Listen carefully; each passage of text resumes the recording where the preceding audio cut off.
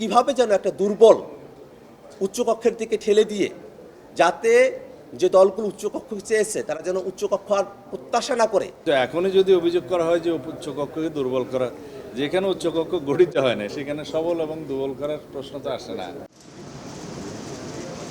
সংসদে নারী আসনে প্রতিনিধিত্ব ও উচ্চকক্ষ গঠন নিয়ে সোমবার আবারও রাজনৈতিক দলগুলোর সঙ্গে সংলাপে বসে জাতীয় ঐকমত্য কমিশন। দিনভর বৈঠক করেও নিম্নকক্ষের আসন অনুপাতে নাকি ভোটের সংখ্যানুপাতিক হারে গঠন হবে উচ্চকক্ষ তা নিয়ে ঐকমত্য হয়নি।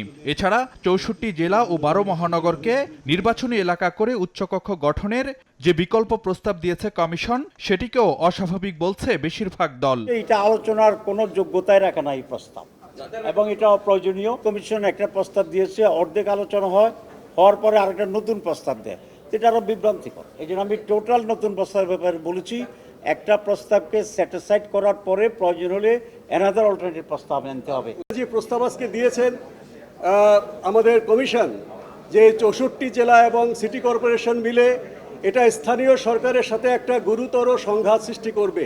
বাংলাদেশের বাস্তবতায় এখন উচ্চকক্ষ নিম্নকক্ষ দুই কক্ষের প্রয়োজন নাই। যদি কখনো প্রয়োজন হয় তখন আমরা প্রদেশের কথাও ভাববো, দ্বিকক্ষও ভাববো। যে পদ্ধতিতে আছে সেই পদ্ধতিতে 300 আসনে নির্বাচন হওয়া দরকার বলে মনে করি।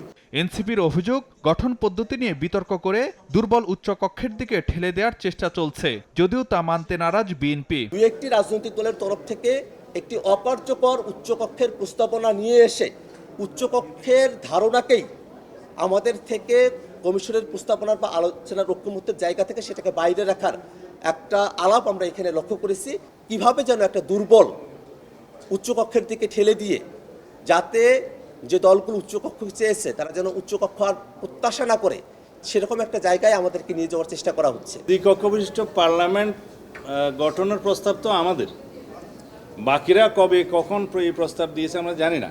উচ্চকক্ষের ধারণায় যদি ঐকমত্য না আসে সেই ক্ষেত্রে কি করা যায় সেই সিদ্ধান্ত হয়তো পরে হবে, কিন্তু এখনই যদি অভিযোগ করা হয় যে উচ্চকক্ষকে দুর্বল করা, যেখানে উচ্চকক্ষ গঠিত হয় না সেখানে সবল এবং দুর্বল করার প্রশ্ন তো আসে না। কমিশনের সহসভাপতি জানান, নারী আসন ও উচ্চকক্ষ গঠন ইস্যুতে বিকল্প প্রস্তাব দেওয়া হলেও একমত হতে পারেনি দলগুলো। তবে অব্যাহত আলোচনার মাধ্যমে চলতি মাসেই সনদ তৈরির ব্যাপারে আশাবাদী কমিশন। রাজনৈতিক দলগুলো যেহেতু সাংগঠনিক কাজ, সামনে নির্বাচন, সেই সমস্ত বিষয়ে তাদেরকে যদি ব্যস্ত হয়ে উঠতে হয়, এই প্রক্রিয়াতে অবশ্যই আমাদের জুলাই মাসের মধ্যে জাতীয় সনদ আসলে স্বাক্ষরের ব্যবস্থা করতে হবে, একটা ঐকমত্যের জায়গায় যেতে হবে। আর সংসদে নারী আসন 50 থেকে 100-তে উন্নীত করার প্রস্তাবে দলগুলোর সায় থাকলেও বাস্তবায়ন পদ্ধতি নিয়ে বিতর্ক এখনো কাটেনি। ফারুক ভিয়া, রবিন, সময় সংবাদ, ঢাকা।